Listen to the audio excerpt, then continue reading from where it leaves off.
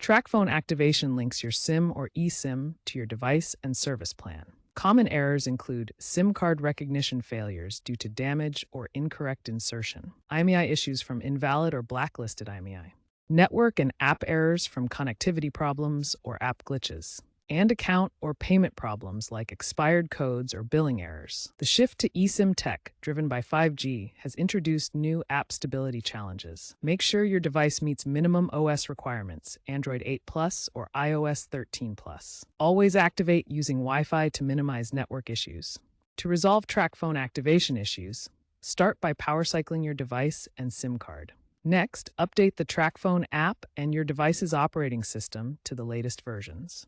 If issues persist, contact Tracfone support through 24/7 chat or by calling 1-800-867-7183. For eSIM problems, request a new QR code through the app or support. Clean the SIM contacts or try a different SIM card if available.